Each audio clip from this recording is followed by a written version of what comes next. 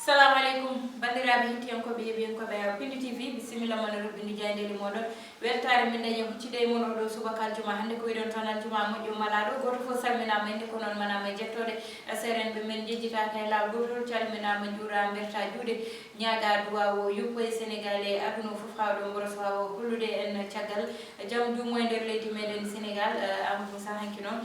ko anniversaire ceerno Hamidou wonno anniversaire o holli ustare makko nde o holli caggal aduna ko ñaaga tan yo Allah yurmo yafomo wiide tan kadi yo juuɗe moƴƴe jaɓɓumo kono kadi yo barke makko keddoɗo hen allahumma amin no mbiɗaɗi ko noon ko hanki tigui ndeysan wonno ñalawmo kawrunoɗo nde o hawruno e ladial kanko gonnoɗo khalifa toon to Dara Haray ɓe wadde en neldal duwaw dendagal ɓesguji Dara Haray naaɓe kala e kuuɓal nde tawno eɗen nana golle makko eɗen kadi paami darde makko nde o daretno e saaha gurdam makko eɗen mbiya yo toon won foftorde makko kadi no mbiɗani yo Allah tasno en e barke makko nde tawno ko khalifa dine laaɓɗo ceer ɗum noon ay sata sikki ala ko salmitade e oɗo aljuma moƴƴo malaɗo mo duyɗa en mbiya allahumma amina yo on jaam ɓuftuɗin dendagal windere nde kala ko wiide bandiraɓe assalamu aleykum wa rahmatullahi taala wa barakatuh. Waaleykum salam wa rahmatullah kono Amadou haymi tottudemo yo Allah junnu darde ceerno Nourouli e jabbere nde yeeso Dara Haray ɓe naaɓe fuutankoɓe fof ko ɓuri tengtude hande Aissata ene jeeya ko ɓuri tengtude ne wayno ko dirtingol sumgoji artotoɓe guuri woni ko wiyete local eɗen gandi ko hande projet de loi o nawa toon to assemblée nationale ɗum jeeyi sababu noon jaydi kewɗi garti hen kono kadi won majji garti e meeting bawɗo hanki toon to diwan o Podor e gardagol Abdoulaye Daoud Diallo wondude e Cheikh Oumar Anne noon tigui jayde Sud Quotidien ne wayno Aissata nden ɗon jayde ari ko e dirtingol local uji kono kadi e ɓeydugol ko yuti e mandat ɓe ganduɗa ko ɓe guindiri kono les élus locaux walla mbiyen des élus locaux ɗum ɗo noon koye ñalawma hande o andete toon to assemblée nationale e on tuma noon ɓe mbi ko assemblée nationale nde o saaha kañum woni arbitre ko yuti oɗon fannu ko liwtuɗen nawi toon oɗon projet noon ko Antoine Félix Diome kam woni jagoɗo tambiɗo gueɗe e ndenka kamɓe kisal leydi Sénégal ɓe kolliti wonde noon oɗon projet de nana e juuɗe hakkude ɓe ganduɗa ɓe ko majorité mécanique kono kadi ɓe ganduɗa kañumen goni kono minorité ɓe ganduɗa hande ina kay mbawa salade hay hunde ɗin konngol jaaji ne tawe e hello ɗiɗi e nde jandi witede e Sud Quotidien jande la squad nden ɗon ne ari ko e on ɗon rififimo ɓe mbi ko yuti ha joni e ko taari ko fate banggue ha joni badgol sumgoji artoɓe guuri e nder leydi men Sénégal ɓe mbi ko la société civile de o saaha yiddi muɗum tan koyo ɗin sumgoji mbaɗe e lewru janvier woni mayirde janvier hitande fande 2022 e on tuma noon ɓe mbi tan ko gomo witengu FRN kañum ne waylude gummimi e ngal tabal witegal dialogue national ɓe kolliti wonde jeeyi on sababu noon ko wasde ha joni hormede konnguli mabɓe e koɓe mbanno proposé wonande laamu leydi Sénégal goɗɗum ko tawete henen kaali ko yewti mobilisation Benno Bokk Yakaar toon to Podor ɓe mbi tan ko yimɓe ganduɗa kay ha joni ko mawɓe tawi ko nden ɗon fande kañumen mbaɗi caggal hoore meɗiɗi Macky Sall e on tuma noon ɓe mbi ko Abdoulaye Daoud Diallo holliti wonde de ko Podor ina wayno maaya tan ina woni caggal omo ganduɗa hoore meɗiɗi Macky Sall moɓe mbi ha joni ko titre foncier muɗum Cheikh Oumar Anne noon kañum suusi hen konnguli holliti wonde jogo yimɓe won noon ko yimɓe ganduɗa ko kala ɗum jeeyi sababu noon ko kala tan koko beela kono mbawa tigui hadde ɓe wadde koɓe mbaɗata ko konnguli mabɓe jaaji e tawe e hello jeeɗiɗi e nde jayde Las Quotidien joni jetti jende quotidien le quotidien kono noon tigui nden ɗon jayde ari e ko yewti e basgol nonondirde e ko yewti e darnugol oɗo date mo ganduɗa ko sumgoji local 2021 kannoɗe wadde ɓe kolliti wonde noon ko gomo wiyetego FRN kañum de ɓe mbi tan konde dialogue pas manam ɓe dartini kala ko fate banggue yewtere nde ɓe gonno yewtude e nder won ɗon dialogue politique opposition kañumne kadi hofi juuɗe muɗum e tawtorgol ko yewti ha joni on ɗon dialogue mo kalɗen kono kadi ɓe mbi ko hande de assemblée nationale ne wayno haalata alhaali o e yidde muɗum beele ɗin sumgoji ma dirtini e so ɗe dirtinama ko holno nden ɗin konnguli jaaji ne tawi e hello jeenayyi e nde jayde le quotidien jayde enquête coloski nden ɗon arti ɗin ɗon local uji kono de ɓe keroni ko wuuro lamorgo ngo ɓe mbi tan ko local ɗo e Dakar ɓe mbi tan ko la maire de bataille yiɗi wiide de ene wayno ko galle lamorgo ngo walla mbiyen tigui ko mairie de Dakar e natal muɗum garwanigal ko ɗum woni koɓe poti ɓe kolliri wiide de ko oɗo galle hande ina jeeya e haare nde muɗi foof yiiɗi folde wonande waɗoɓe dawrugol leydi men Sénégal to banggue ganduɗa kañum ɗum woni majorité kañum de yiddi muɗum tan ko heɓtude mairie ndi e juuɗe opposition kono kadi Pastef kañumne inana reeɓa gam yidde artude heɓde on ɗon galle kono ɗum koɓe mbi ko tahaw Sénégal mo Khalifa Sall kañumne inana jokki jilluji muɗum e nder wuro lamorgo ngo koɓe mbi hono yiilo bande en mo ganduɗa ko Nafissatou Diallo ko PDS kañum wi ene wayno kamɓe yidde mabɓe wona tan ɗo e mairie Dakar haari kono kay dendagal jofde Sénégal kala e Kuba jeyde vox populi nden mi arti ko yewti meeting mo ganduɗa waɗama hanki tawi koye gardogol Cheikh Oumar Anne Abdoulaye Daouda Diallo toon nokku mo ganduɗa mo mbi ɓe ndentini doole mabɓe wuro ne wiye Bokke Diallo ɓe mbi noon ko weddi gis bokkuti ɗon noon ko commentaire Aissata e pulaar weddi gis bokkuti noon amadou woni jinnomi ko pirsana e pulaar mi firtanma woni so neɗɗo ne yedda kam yafoyitere ɗon kam jeɗɗe ngala ɗo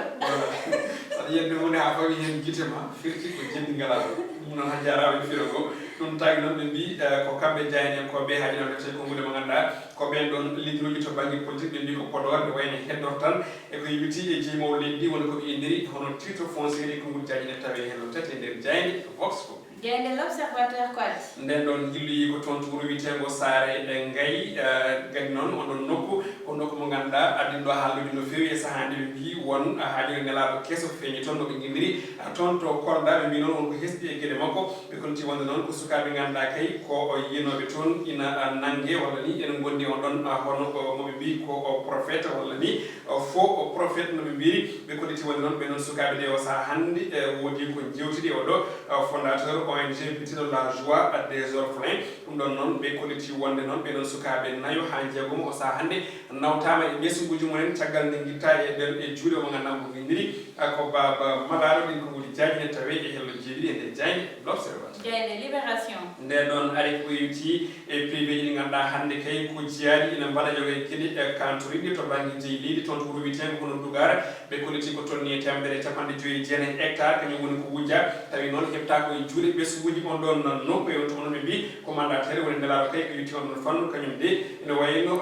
heeɓi taɗele ɗe ko yewti kayitaji ɗi ganduɗa ɗi wona kayitaji moƴƴi caggal muɗum noon ɓe mbi ko taɗele mawɗe heɓti ɓen ɗon ɗin ɓesguji kono kadi e ɗin ɗon ɓe ganduɗa kay ko tumaɓe fannoje konguɗi jajine tawe hello joyi e nde jeyde libération jeyde stade uddotodamo hono kala subaka jungo e hono ko Aliou Cissé éliminatoire mondial 2022 ɓe mbi tan ko Aliou Cissé o saaha hannde ina de e yowre walla mbiyen e sabbude noɓe mbiri e on tuma noon omo jogui matteji jeegom ngam wawde kay ha joni haali mbiyen deñude ɓerde ɗiɓe leydi Sénégal naaɓe koko yewti e qualification mondial Qatar 2022 ɓe mbi noon ko hakkude Sénégal e Togo e Sénégal e Congo ɗum ɗon ma won e lewru juin e nde hitande kono kadi maɓe gartu e ko wiyete match cowodirɗa hakkude meɗen e Namibie ɗum wonata lewru septembre caggal muɗum maɓe jiitodiroyi e Togo kono kadi e Congo Brazzaville ɗum wonata koye lewru octobre ɗin match ji jeegom noon Aissata ɓe mbi ko ɗum woni ko Aliou Cissé jogui o saaha ngam wawa nadde ɓerde ɗiɓɓe leydi Sénégal naɓe to banggue plan de jeu kono kadi o heddo e ngalde ko kippo so ɗum ala ene gasa o yitte on ɗon poste ɗum woni koɓe kaali e oɗo subaka hannde kona ɗum kan 2022 ɓe kolliti wonde ko ñande jeenayyi ha jeegom lewru février tirage au sort noon ma wat ñande nogas e joyyi lewru juin e nde hitande woni 2021 ene wayno ɗum ɗo wonno ko tongude nde kelle kedani o subaka Aissata noon tigui Amadou Moussa keɗɗotoɗen ha joni koye jayde coftal ɓalli walla mbiyen coftal ɓalli no aljuma foof ko hen garetene roɓɓindo jaydeli moɗon ɗum ɗon noon Amadou Moussa en gummata ko ha joni tan e Aliou Cissé tawde ɗeɗo balɗe haala makko nani haale ɗo e nder leydi meɗen Sénégal saabi ɗum noon kanko jogui équipe o mo ganduɗa woni équipe Sénégal oɗo ɗum ɗon noon équipe nationale Amadou Moussa ni hiwtinda classement mo waɗi match uji makko battidiɗi woni match uji ɗiɗi battidiɗi hakkude tan ɗum ko ganduɗa kañum woni Congo e Swatini ɗum noon woni ko ganduɗa addi haalaluji kewɗi saabi ɗum ko classement o mataw tan won joueur ɓe ganduɗa jiyani hen koye mumen walla équipe o foof yiyani hen hoore muɗum ɗum ɗon noon Amadou namdal ngal woni beele mo continue hen walla mo ruttito hen caggal sabu Aliou Cissé kam ene anda amo ɗeesi tidde hoore seeɗa e Amadou duuɓi jeegom no hanke eɗen kaala hen seeɗa duuɓi jeegom so neɗɗo wi waɗani taw maîtrisé ɗum ko ganduɗa woni équipe mo jogui o walla wawa wadde feere ha fawa joueur ɓe ganduɗa kam ma ande carré foti darade son daraki ma yilane solution Amadou Moussa ɗum ɗon ene foti ƴewtede saabu duuɓi jeegom Amadou Moussa wona duuɓi ɗiɗi wona balɗe jeegom surtout wona he lebbi jeegom par ce que normalement so tawi waɗi e gardi équipe ko tonni e duuɓi jeegom déjà so tawi mbawka ma ene feeñi ma yimɓe gandu so tawi kadi aussi karallagal ma ene labtuma yimɓe gandu kono jiiɗen Aliou Cissé ha joni koye membani woni teɗum ko hunde ganduɗa nde ɓurde bonde e keblinowo kono kadi ɓurde bonde équipe o pourquoi kalmi ɗum eɗen gandi hande o so tawi chaque match eɗen jiiya jour uji hesɓe c'est vrai en mbawi wiide wodani ko waɗi saabu c'est vrai malgré kam des critiques omon waɗa résultat ɗi ganduɗa ɗi ko mandiɗi e gardi équipe o kono noon vraiment ina darni hakkille ASS so tawi ko gonga so tawi kaɗen ko yiyande e hono coftal baɗi ina darni hakkille no fewi équipe mo ganduɗa hande jogui ko ambition coupe en mbiyani jiɗen ko ambition quart de finale walla yaltude poule walla huitiéme walla ni demi walla jour de finale ala Sénégal hande soyna koye addugol coupe ƴettugol coupe aɗɗum ɗo e leydi Sénégal par ce que ko attente mo ganduɗa ɓesguɗini paɗ ɗum guila duuɓi hande limtinde donc noon oɗo équipe mo ganduɗa ko jour uji de mbiyata hono de dimension international par ce que a wawa jogade ko waɗi Edouard Mendy ha yetto Sadio Mané tawi ko lombi hakkude ɗo ko foof ko jour ɗi ganduɗa ɗi ene joyi kole mbaɗi mumen te goto foof ko titulaire indiscutable manam ko joueur pettowo sikki ala so tawi gagnaki walla ni waɗaka suspendre ɗen wayne koko joueur titulaire équipe muɗum keɓaɓe ɗon joueur ɗi ganduɗa ɗi ko fodde nogas tati joueur mo ganduɗa aɗa jogui probléme choix donc ya réglu on équipe ganda équipe baɗno Congo Brazzaville mo ganduɗa Guinée Bissau nanguino fiɗum ko 3-0 ganda équipe baɗuɗo Eswatini mo ganduɗa no fiima presque ko noon mbiten ɗum par ce que ɗo hay leydi men Sénégal ɗum ɗon ko hunde ganduɗa ene ñawi hakkille no fewi vraiment yurnitade mo on ɗon systéme e gonka no liggorto ni surtout to banggue discours mbo jogui par ce que eɗen cikki tan discours makko ko datti ɓennude e fewde jour ɗi te ɗum en kaali ko ɗum hunde wande dangereux no fewi équipe par ce que il faut coach o jogo discours mo ganduɗa ko avant match discours et cours de match et discours vestiaire et discours aussi deuxième mi-temps parce que discours o ko ɗum woni ko changeata à chaque fois so tawi woodi ko jiiɗa ko fewani walla ko moƴƴani kaala e on tuma naata koye jour ɗi kono ɗum ɗon elle ɗum natti ɓe nodte ɗum ko hunde hulɓininde no fewi noon tigama ɗum tan ko hunde hulɓininde sabu sa ƴeewi to club mo Mamadou Moussa watta joué ko milieu terrain walla woni ko défense so addama mbaɗowo défense so addama waɗama attaquant ma wot ko ganduɗa ma manko hen walla attaquant ƴette waɗe milieu terrain ɗum ɗon ne ma wot ko ganduɗa ete manqui hen saabu ko watte entraîné to club mum to yo waɗe feere waɗi maintenir saabu ko tawde équipe nationale wona équipe mo ganduɗa ñande fof ina yiyodira ne mbaɗa entraîné walla ina potta ina mbaɗa pottude ganduɗa yiyete ko match uji amical e ko way noon wadde noon goto foof mbiɗa sikkita Mamadou Moussa ne foti walla ko lawol ko wondi e club mum to waɗe maintenir so ari équipe nationale surtout pour tawtude ko mbiɗa ko tan Aissata gartene systéme 3-5 ɗembo wattani wonde bimo Sénégal ƴetto sa daari mbaɗen décortiqué ƴeewa o waɗi ko 3 défense c'est à dire nde waɗi 3 défense nde en jii contre attaque o bal mo ganduɗa waɗi dévié milieu terrain Sénégal waɗi atterri juste e sara 18 o hol gonnoɗo sara on ɗon attaquant mo Eswatini wonno ɗon ko Abdoulaye Sima ko attaquant so wiyama yo ar waɗa soutien défensif ɗum ɗon kala sa jiɗɗata ko probléme so ittani balo tan ittat joueur te on sako penalty wona so waɗani ɗum fof wonat bi waɗi woni ko jiiɗen ko donc 3 défense no mbiɗon hen kini yo asal guiɗo o ubbo o waɗa hen béton o fawa hen kaaƴe ha melo par ce que en gandi onon testan vraiment o wonamo Sénégal par ce que joguiɗen ko jouruji de couloir joguiɗen aussi ko jouruji ɗi ganduɗa ɗi haysino tawi eɗen jiiya ko wayno Fodé Ballo-Touré ko wayno mo ganduɗa ko biyeteɗo hono Abdou Diallo sukaɓe ganduɗa gari gaddi doole mumen e systéme mo ganduɗa ene juutonde kole mbaye mumen woni monta jippo o ɗum ɗon weeɓi koto banggue Europe ko ganduɗa aɗa joua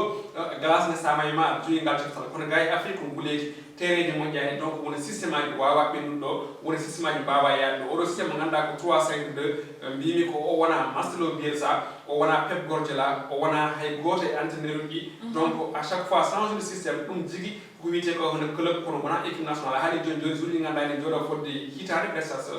no wiyetno ngoɗo lawol ko tolni e hitande lebbi ɗi kippo genɗijo jouɗani donc ɗum noon ko ɗum probléme donc a finta suka goto tan mbiyamin addi au systéme ko joueur mi alay sago mbaɗe ɗum pour ɓe mbaɗa adapté Aissata ko ko weeɓi sinno ko club chaque semaine aɗa jogi laabi ɗi laabi aɗa wawi changer systéme ma ganda ko moƴƴi ganda ko boni kono équipe nationale woni systéme aji ɗi ganduɗa ɗi vraiment wawa ɓennude te en jiiɗum musi ɗi match ɗi contre Congo e contre Eswatini noon tigui est ce que kadi amadou ala ko feeñi ɗon woni wasdemo janggude ɗum e wasdemo jogade diplôme aji faade ko way ko faye ɗum ko ganduɗa kañum woni wadde entraîné équipe si bon ɗon e mbawɗude par ce que eɗen gandi a wawa ƴettude équipe nationale ko fote no Sénégal walla équipe goɗɗo tawi a heɓani certain diplôme par ce que wonko namdi ɗon debbo so taɗa hono CV ji ma il faut diplôme entraîneur o tokkoɗa reconnu au niveau de FIFA au niveau de la FIFA pardon kañum e CAF donc noon omo jogui ɗum ɗon heddi noon ko finde subaka tan ummode équipe tokos ara équipe moɗo ɗum ɗon ko hunde wonde dangereux hen saji men mbaɗa hen réussir hen saji kadi aussi ko échec mawɗo dañete hen oɗo saaha noon tigi Amadou Moussa koye ɗin konngudi guddeten robbindu jayndeli meɗen ko tottude won aadi tan